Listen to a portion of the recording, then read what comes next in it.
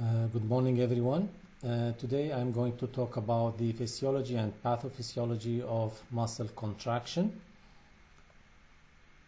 First, we go to the objectives. The first objective is to describe the molecular organization of skeletal muscle fiber.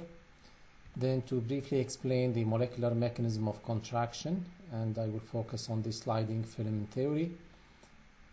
Define a motor unit and explain how power is generated in a muscle. Then I will explain the features of length-tension relationship as well as spatial and temporal summation that will progress to titanic contraction, and to differentiate between isotonic and isometric contractions.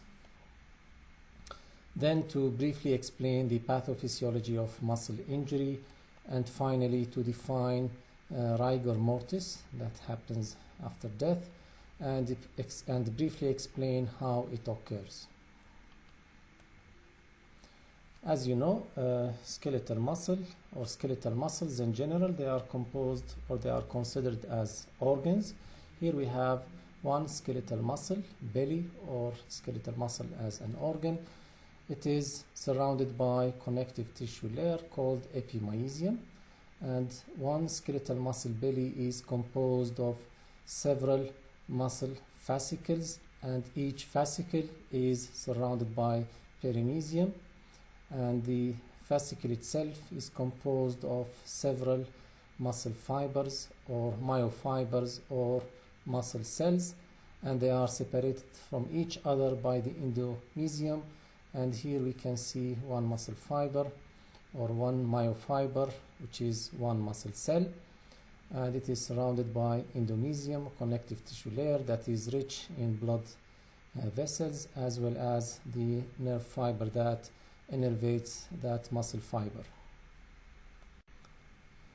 If we look into one muscle fiber or one skeletal muscle fiber, this is one skeletal muscle fiber. It is surrounded by a cell membrane called the sarcolemma, and it contains several nuclei, so it is multinucleated cell, and the nuclei are peripherally located and they are pushed to the periphery by the muscle proteins. We have different muscle proteins that are arranged into myofibril or several myofibrils inside the muscle cell, and each myofibril is composed of the sarcomere, which is the basic functional unit of the skeletal muscle, and also the cardiomyocytes.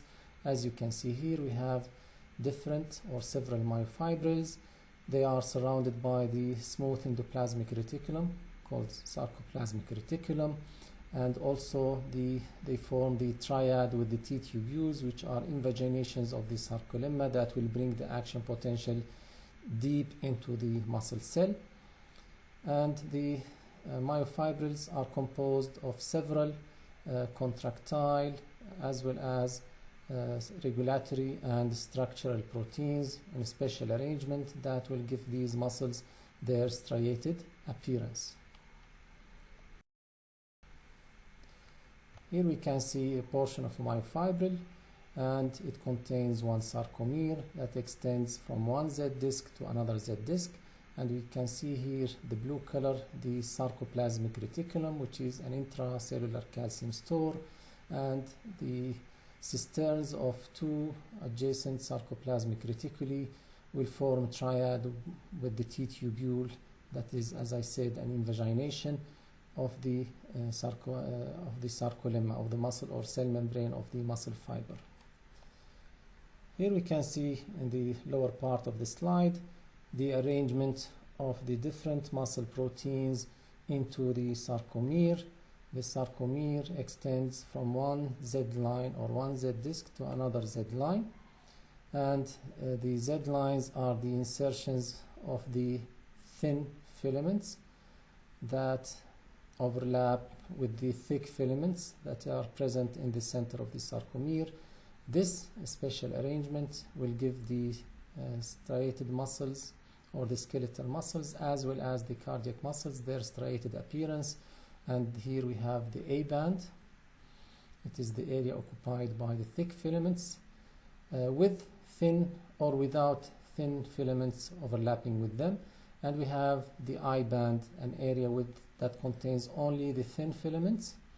We also have the H band, which is an area where the thick filaments are present in the center of the sarcomere, but without any overlap with the thin filaments.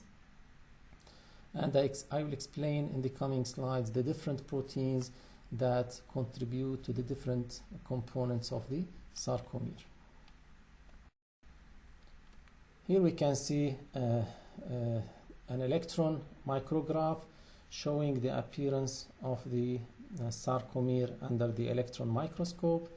We can see the Z line, we can see the I band, as I said, only thin filaments, no thick filaments in the I band, and the Z line separates the two adjacent sarcomeres.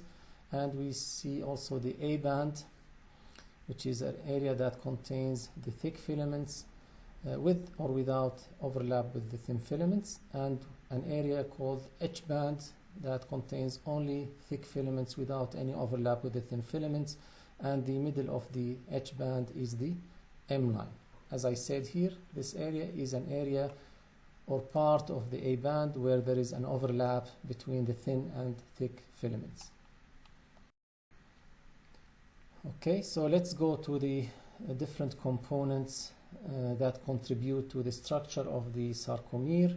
As I said, we have thick filaments that lie in the A band, and also we have thin filaments that are present in the I band as well as in the overlap region of the A band.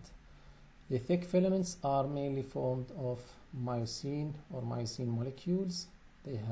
Each molecule has a tail, it has a hinge region, and it has a myosin head.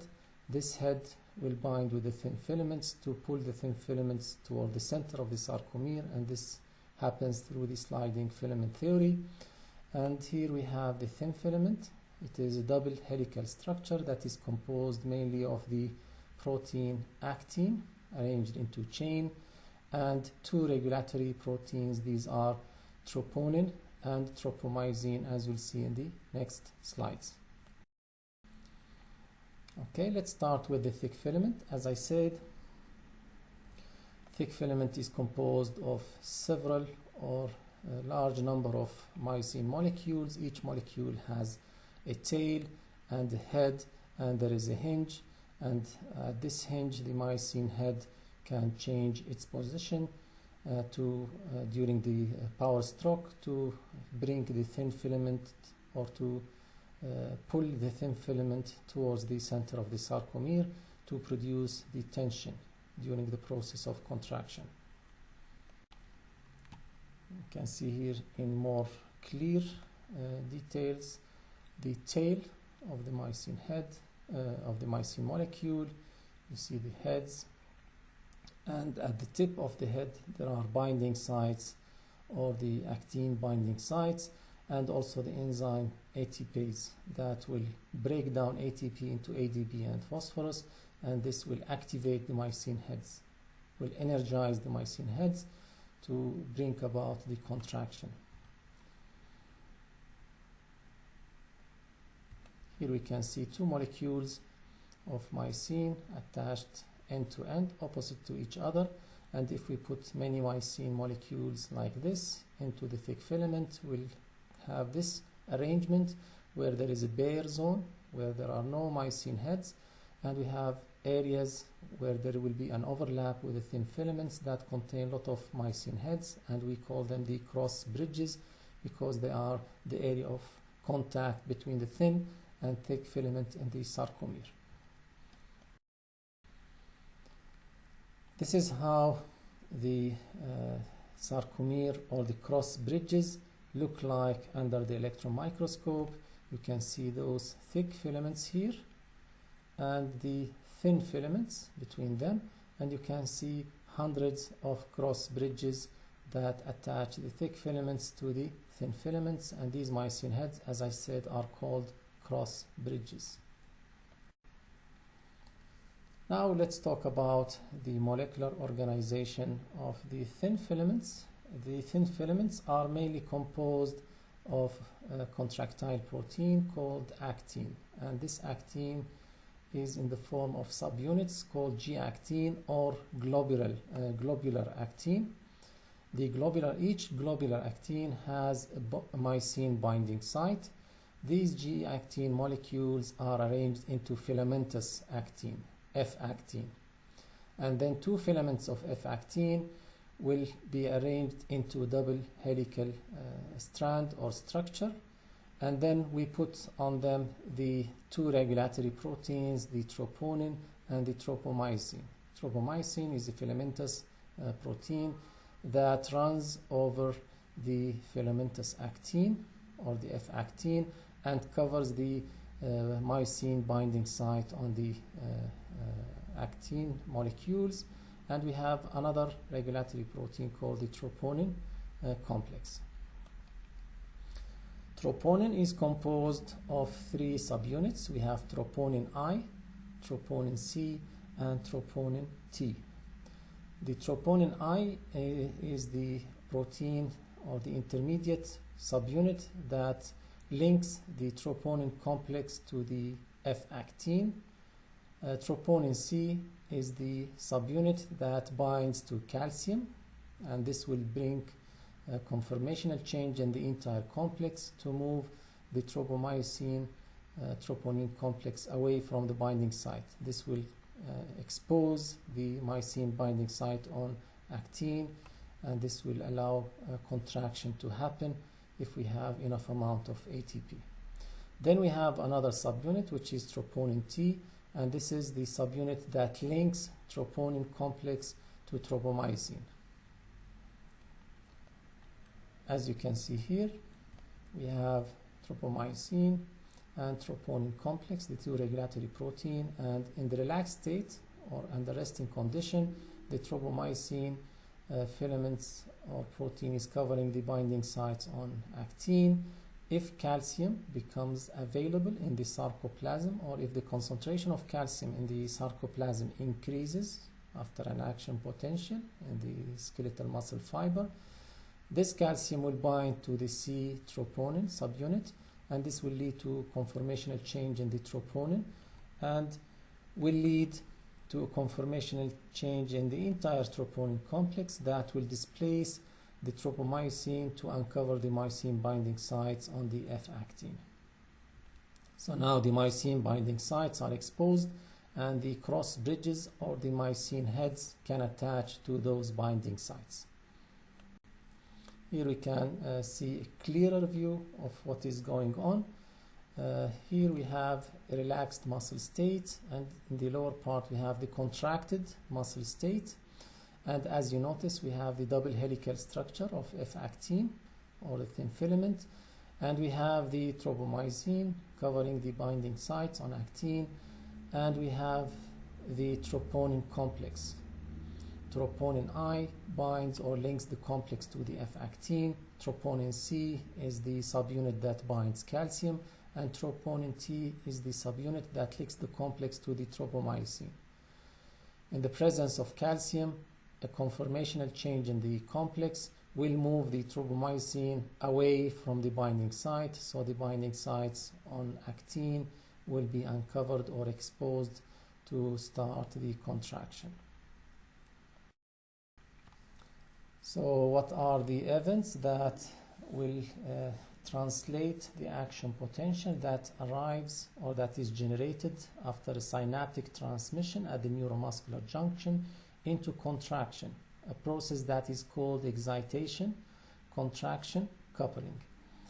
So as action potential arrives through the motor axon, the opening of voltage-gated calcium channels will increase the intracellular or the presynaptic calcium concentration, and this will lead to the exocytosis of neurotransmitter containing synaptic vesicles. The neurotransmitter will cross the synaptic cleft. It will bind to the ligand-gated ion channels, and these are nicotinic receptors at the motor end plate.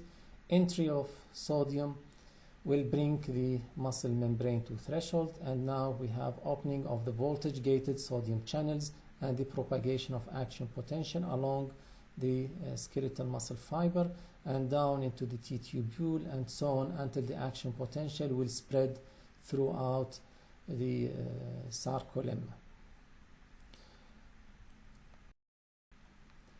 Now action potential has arrived into the T-tubule, deep into the skeletal muscle fiber, and this arrival of the action potential will open another voltage-gated calcium channel. These are called the dihydropyridine receptors. As I said, they are specific type of voltage-gated calcium channels. We call them the L-type channels. These channels are linked to another protein called the ryanodine receptor that will open calcium release channels in the sarcoplasmic reticulum, which is the intracellular calcium store. It contains high concentration of calcium, and if the calcium release channels are opened, large amount of calcium will leak into the sarcoplasm, and this will initiate the contraction, will uncover the binding sites on actin, and then myosin heads can bind and cross bridges are formed. So what happens? Somatic motor neuron releases acetylcholine at a neuromuscular junction. The net entry of sodium through the acetylcholine receptors, which are ligand-gated ion channels, will initiate a muscle action potential that will travel down into a tubule. The action potential in the T-tubule alters conformation of the DHP receptors. DHP receptors open calcium release channels in the sarcoplasmic reticulum, and calcium will leave the sarcoplasmic reticulum to enter into the cytoplasm or the sarcoplasm of the muscle. Calcium will bind to the troponin, to the C subunit of troponin, allowing strong actin-myosin binding. Myosin heads will execute power stroke, which is part of the sliding filament theory, and the actin filaments, or the thin filaments in general, including the two regulatory proteins, troponin and tropomyosin, slide toward the center of the sarcomere, and this will lead to the shortening of the sarcomere and the generation of tension during the process of contraction. So we can see here we have a more detailed figure of what is going on. Here we have muscle in the relaxed state where myosin heads are energized after the hydrolysis of ATP into ATP and inorganic phosphate, and we say that myosin heads are cocked. Though the myosin heads are full of energy, they cannot generate any tension or any contraction. Why? Because the tropomyosin blocks the binding sites on actin in the absence of calcium. So what happens when the action potential arrives deep into the T-tubule and the opening of the calcium release channels in the sarcoplasmic reticulum?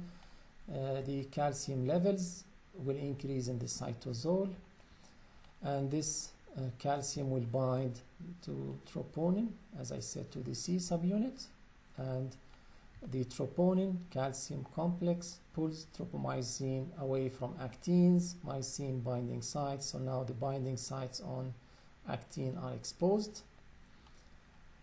The myosin heads or the cross bridges will bind to the actin and complete the power stroke as part of the sliding filament theory or mechanism. And finally, this will move the actin filaments toward the center of the sarcomere, or the M line, which is the middle line of the sarcomere. So what are the different steps in the sliding filament mechanism? Number one, myosin heads hydrolyze ATP and become reoriented and energized. So they are activated. Then after the exposure of the binding site on actin in the presence of calcium, myosin heads will bind to actin, forming the cross bridges as we can see here. The mycin heads that are full in energy after the hydrolysis of ATP now will rotate. Mycin cross bridges will rotate towards the center of the sarcomere. This step number 3 is called the power stroke. So the thin filament is sliding over the thick filament, and this is the reason behind the name of the mechanism or the theory, the sliding filament mechanism. Now, after the rotation of the mycin head and shortening of the sarcomere, the mycin heads should detach from the thin filaments to go through another cycle. To have this detachment, we need ATP. ATP should attach to the mycin heads to detach them from the thin filament or their binding site on actin. As mycin heads bind ATP, the cross bridges detach from actin. And then ATP now will become hydrolyzed. So the hydrolysis of ATP will lead to the reorientation and energization of the mycin heads, and the cycle will keep repeating over and over until we have the desired tension or shortening of the sarcomere or all the sarcomeres in one muscle fiber and the adjacent muscle fibers in that motor unit, and we have the desired tension that we want to execute. So what happens to the different bands and areas of the sarcomere? This is the sarcomere at rest. We can see the A band, the I band, and the H band with the two Z lines, the boundaries of the sarcomere. Open contraction, what will happen? The A band won't change because the thick filaments do not shorten during contraction. What happens is only sliding of the thin filaments past the thick filaments. So there will be no change in the width of the A band.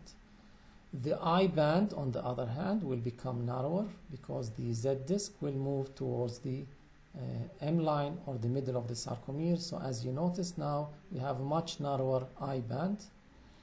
Again, the H band will become narrower because the degree of overlap becomes more after contraction and the sliding of thick filaments over the thin filaments, and also the two Z lines become closer to each other. So during contraction, the two Z lines of one sarcomere will become closer to each other. I band and H band become narrower, while the A band remains as it is. There is no change in the A band after contraction. Here we can see how the sarcomere looks like under electron microscope. In this micrograph, we can see in the upper part the sarcomere in the relaxed state. The two Z lines, we have the A band, the H band, and the M line, and then we have the I band. Open contraction, the sarcomere is much shorter. The two Z lines are closer to each other. The I bands become narrower. The A band doesn't change, it remains the same, while the H band or H zone becomes narrower as the sarcomere shortens. After the contraction, and what will stop that contraction? We know that action potential arrival, end plate potential, generation of action potential near the end plate, motor end plate. This will propagate down the T-tubule, the release of calcium, exposure of the binding site on actin, formation of cross bridges, and the contraction will begin via the sliding filament mechanism.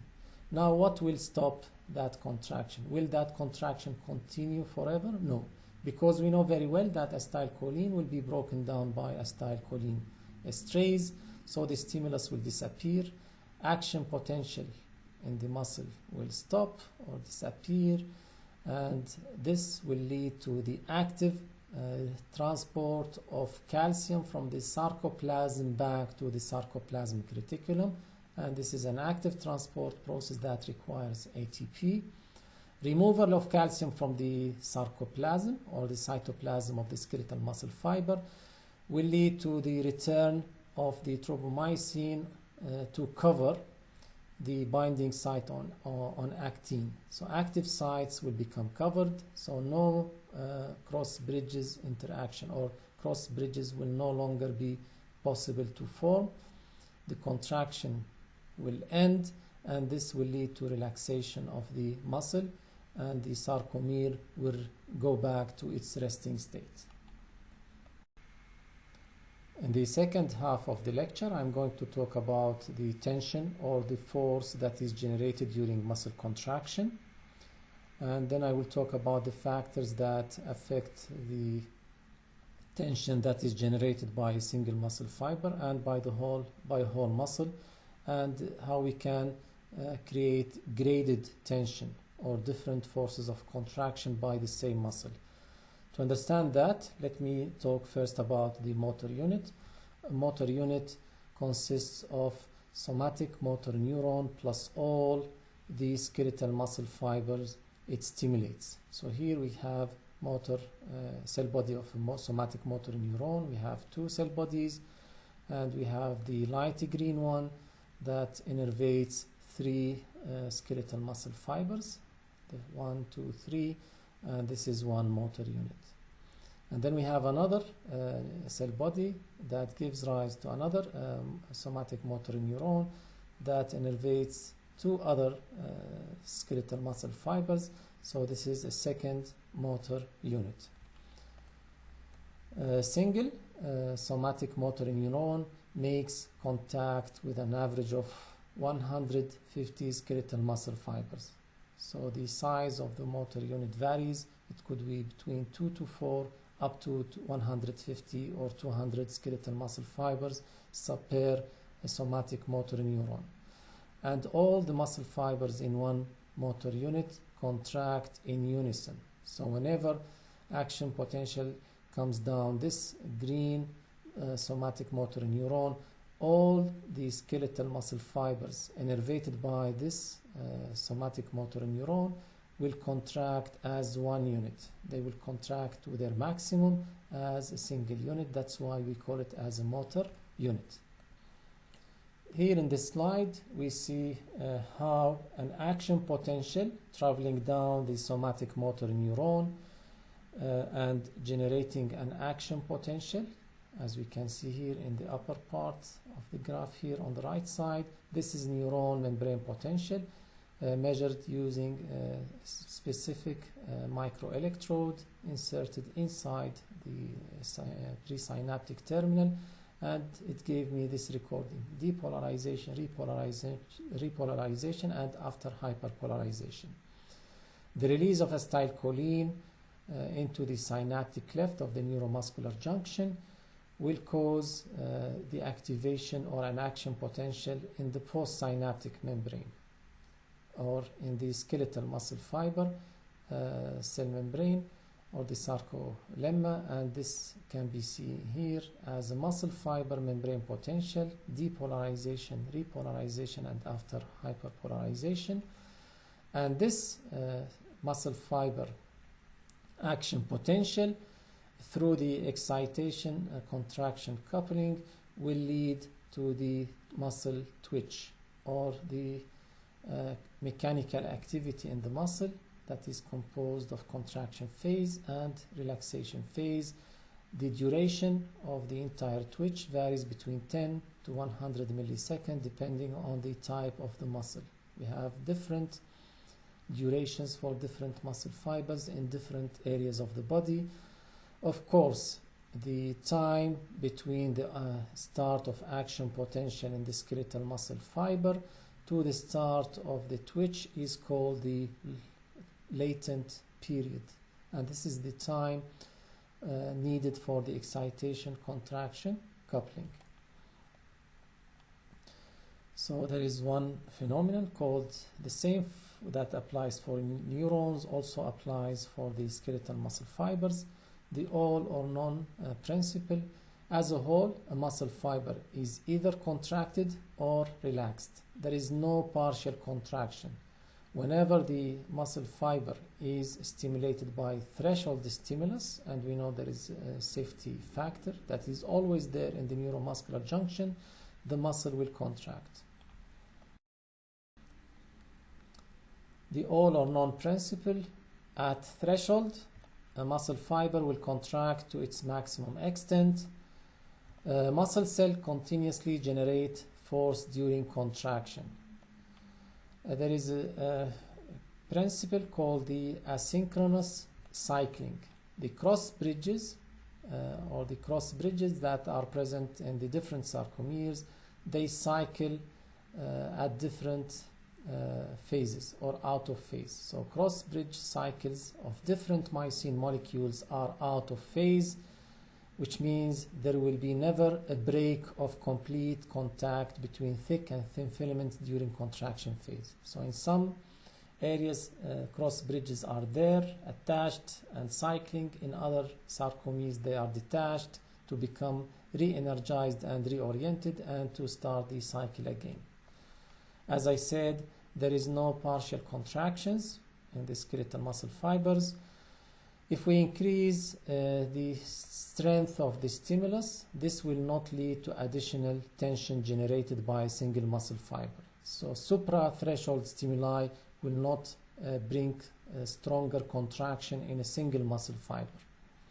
If we are talking about a whole muscle, yes, a supra-threshold stimulus can increase the tension generated by the entire muscle due to at least the recruitment theory or the recruitment of additional motor units. But if we are talking about a single muscle fiber, the suprathreshold stimulus will not increase the tension that is generated by this single muscle cell. A single nerve impulse produces one motor unit contraction. So all the skeletal muscle fibers in one motor unit, they will contract as one unit whenever an impulse is traveling down their somatic motor neuron or the somatic motor neuron that innervates them. What is a muscle twitch? Muscle twitch is a single brief contraction of muscle fibers in a motor unit after a single threshold stimulus.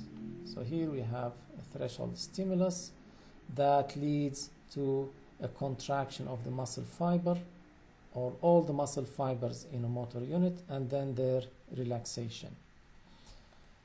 Every muscle twitch has three distinct phases, and these phases are: number one, the latent phase here, time when the action potential reaches the muscle until the tension can be observed.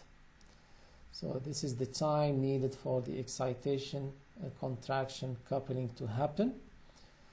The second phase is the period of contraction, which is the time when cross bridges are active and the cycles are repeating. This is the contraction period or period of contraction. Then we have the period of relaxation. It is initiated by the re-entry of calcium back into the sarcoplasmic reticulum, and as I said previously, it is an active process. It requires the presence of ATP. The number of active cross bridges declines during the relaxation phase, and the tension will decrease back to zero, as we see here in this myograph. Tension production. The forces exerted by skeletal muscle is called tension. So whenever you hear the word tension, it means it is the force that is generated by a skeletal muscle during the process of contraction. The tension generated by a single muscle fiber depends on several factors. Number one, the fiber's resting length at the time of stimulation of that fiber. And this is the length-tension relationship. I will explain that in one of the coming slides. The second factor is the number of pivoting cross bridges, the number of cross bridges that form between the thin and thick filaments. And number three, the frequency of stimulation. I said previously, the amplitude or the strength of the stimulation has nothing to do with the generated tension, as suprathreshold stimuli will not increase the tension generated by a single muscle fiber. However, frequency of stimulation can increase the tension that is generated by a single muscle fiber, as I will show in one of the coming slides. Then the tension that is generated by a whole muscle depends on two other factors, which are the number of recruited motor units, how many motor units are contracting in response to a stimulus, and the motor unit size. So if we are stimulating small motor units, we are getting less or lower tension or lower force of contraction compared to stimulating a large motor unit. Here we can see the length-tension relationship graph. There is an optimal length, as you can see here. At the optimal length of the muscle, this will cause the greatest force of contraction. So if the muscle is at its optimal length and it is stimulated when it is at its optimal length, we'll get the greatest tension. Why? Because we have the optimal overlap between the thin and thick filaments. We have the maximum number of cross bridges that can form between the thin and thick filaments, and we have also room in the sarcomere that will allow the shortening of the sarcomere. If the sarcomere is short, there is the thin and thick filaments are crowded, crippled, and there is no room for shortening.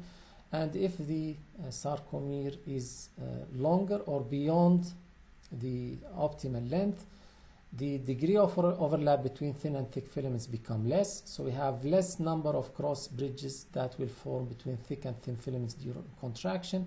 And here at the extreme of the curve, we can see we lost the overlap between thin and thick filaments, so cross bridges cannot form even if we have enough calcium in the cytoplasm and enough ATP, because we cannot form cross bridges, and the tension that can be generated will be almost zero. So here I can show you detailed or more detailed figure about the effect of the pre-stimulation length, the length of the muscle just at the beginning of the stimulation. If it is too short, then the sarcomere is already too short and there is no room for the sarcomere to shorten, so the tension that is generated is low. If we are at the optimal length, then we get maximal tension or maximal force of contraction. If the sarcomere is overstretched, then the force of contraction or the tension will decrease gradually until it becomes zero. So the forcefulness of muscle contraction depends on the initial length of the sarcomeres in that muscle. When a muscle fiber is shortened, the filaments are compressed and fewer mycin heads make contact with thin filaments and the tension is diminished. And also on the other extreme, when the muscle fiber is stretched, there is less overlap between thick and thin filaments and tension forcefulness will diminish.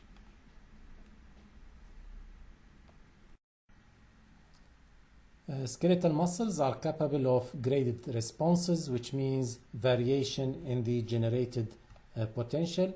The same muscle can produce weak contractions and also strong contractions when needed. The force of muscle contraction can be increased by increasing the frequency of stimulation. We call this summation, and in some textbook you'll read it as temporal summation, or increasing the number of motor units activated. It is called recruitment or spatial summation.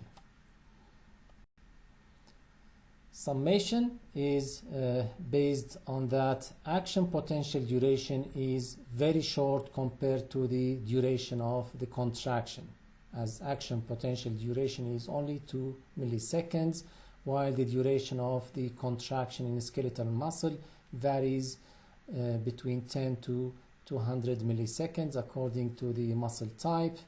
So a second action potential can occur during the contraction or during the first contraction when the refractory period is over. So contractions can overlap and sum. So here we can see one stimulus that will lead to an action potential, and this will be followed by a twitch. Then back to zero tension, then another stimulus. Here there will be an action potential, and this will lead to contraction. The action potential and the refractory period will end just before the beginning or during the beginning of the contraction. So if any additional stimuli come during the first contraction, this will lead to another contraction, and if they come very frequent, the contractions will sum until we reach the tetanus stage. So twitch is a single brief contraction of motor unit following a single threshold stimulus, and this is the twitch. And then we have summation, when we have greater force generated from more frequent stimuli. If we increase the frequency to a much higher level, then we'll have the tetanic contractions, which is continuous contraction without relaxation between the stimuli. All motor units of the muscles are activated during the tetanic contraction. Here we have incomplete tetanus, and then we'll have complete or fused tetanus. While in summation we get greater force of contraction by more frequent stimulation of the same motor unit. In recruitment, we get a greater force of contraction by involving or stimulating more than one or additional motor units. A motor unit, as I said earlier, is a single somatic motor neuron and all the fibers that muscle fibers that are innervated by that motor neuron. A muscle is composed of several motor neurons. As you can see here, we have in this figure an example of 3 motor units. We have the muscle fibers here in red. They are innervated by a single somatic motor neuron, so they are motor unit 1. And then we have the one in light blue, which is motor unit 2, as they are stimulated by one single somatic motor neuron. And finally, we have the light purple skeletal muscle fibers. They belong to motor unit 3. The number of muscle fibers per motor neuron varies. It could be from 2 to 4 fibers in the larynx up to 2,000 fibers in the gastrocnemius muscle. Each motor unit responds independently, so we can stimulate the motor units independently, and all muscle cells in a motor unit, they respond maximally or they don't respond at all. So whenever action potential travels down the motor axon or the motor neuron of that motor unit, all the muscle fibers that belong to that motor unit will contract maximally. The strength of contraction is determined by the number of motor units stimulated, and this is when we talk about the tension generated in a whole muscle. Recruitment is the process of increasing the number of motor units responding to the stimuli, and the strength increases as the number of motor units increases. Here we have an example. If I stimulate the motor unit X here, I will get this type of response or this tension, this amount of tension, because the motor unit X is a small motor unit compared to motor unit Y. It contains only 5 fibers compared to the 7 fibers of motor unit Y. So if I stimulate motor unit X that contains 5 fibers, I will get this amplitude of tension.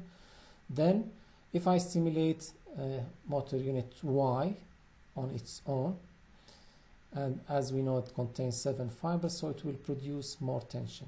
If I stimulate both of them, motor unit X and Y, a total of 12 fibers, then I will get much greater tension.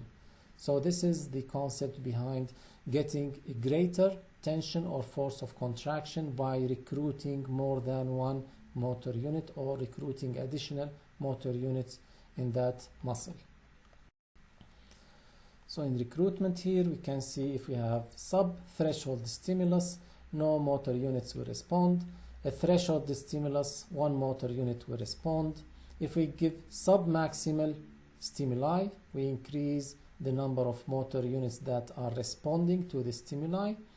And if we give a maximal stimulus, all motor units in that muscle will respond.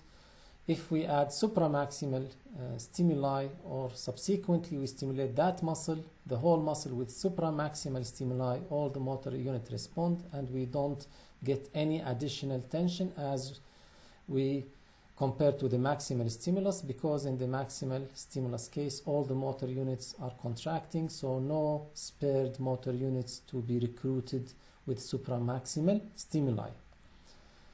A whole muscle contracts with a small or large force depending on the number of motor units stimulated to contract.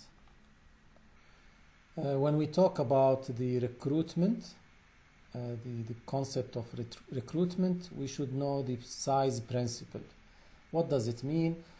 The order of the motor unit recruitment is related to the size of the motor units. Or in other words, during recruitment, usually the small units are recruited first and the large units are recruited last. So as we can see here, we have a motor unit X with 3 fibers. It is a small unit, and the large unit with 7 fibers, motor unit Z, and motor unit Y with intermediate number of fibers. So when the muscle is stimulated and with increasing stimuli, the first motor unit that will be recruited is X, as you can see here in the lower graph. With increasing stimuli, the next motor unit in terms of size is motor unit Y, so it will be recruited, and this will lead to an increased tension. And then finally, the largest motor unit Z, will be recruited, and this will lead to much more tension or stronger contraction. As you can see, the tension generated by each motor unit is proportional to the size of the respective unit. Large neurons, when we talk about these neurons, you can see that small motor units have small neurons and large motor units have large neurons.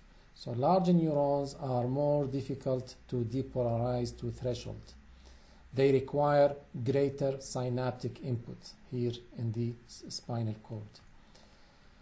Small neurons are excited first because they require low input, then large neurons last because they have or they need high input, as we saw in the previous explanation. Now let's talk about the difference between isotonic and isometric contraction. Isometric contraction is a contraction where we have a constant tension and the load is lifted as the muscle shortens, as we see here, or the load is lowered down as the muscle lengthens. So there is a change in the muscle length, either shortening or lengthening, while the tension is constant. That's why we call the isotonic contraction. While isometric contraction, from the name isometric, the length is constant, the muscle does not shorten or lengthen, and the load is not lifted, as holding a book in this figure, holding the book straight, and there is no movement. This is an example of isometric contraction. In the last 3 slides, I will talk about muscle injuries. Typically, muscle injuries are caused by overexertion, careless or sudden movements, or poor body mechanics. The common muscle injuries include muscle strains, muscle contusions, and muscle cramps, and usually muscle injuries are less serious than bone and joint injuries. Let's start with the muscle strains. Strain or muscle strain is the commonest variety of muscle injuries. It happens because of sudden excessive stretch that leads to tearing of the muscle or its tendon. The severity varies from mild to severe or grade 1 up to grade 3. The pathology is torn sarcolemma. The sarcolemma or the muscle fiber cell membrane will be torn, and there will be damage to the myofibrils, and the torn sarcolemma will lead to the release of the skeletal muscle fiber content, mainly myoglobin and creatine kinase enzyme, into the blood, so their level will become high in the blood during a muscle strain. The other muscle injury, which is muscle contusions, this is muscle bruising. It may result from a blow to the muscle, a trauma, or also occur when a muscle is compressed between two objects. The third form of muscle injury are the muscle cramps, tightening of a muscle or group of muscles. The muscles will become contracted and stiff. Usually occurs from prolonged use of the muscle, but it might occur due to no apparent cause. So the cause is not well known. Muscle cramps most commonly occur in the thigh and calf muscles. They might last few seconds up to 15 minutes and may be prevented with flexibility exercises and stretches. Finally, we talk about rigor mortis. Rigor mortis is a state of muscle contraction which appears after death. We know very well that for the detachment of myosin heads from the actin or the thin filaments, we need ATP. In the absence of ATP, the detachment will not happen.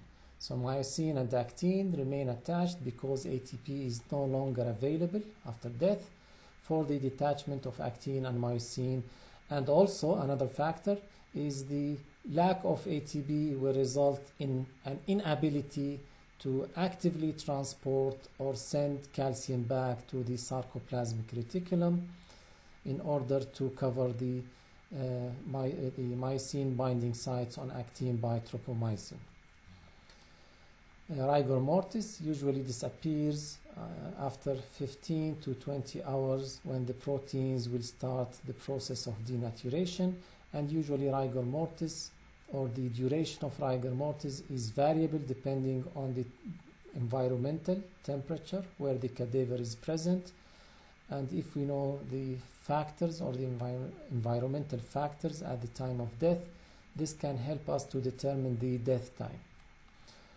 With this slide, I finish today's topic about the physiology and pathophysiology of muscle contraction. Thank you very much for your patience, and I hope you got some information from this lecture. Thank you and wish you all the best.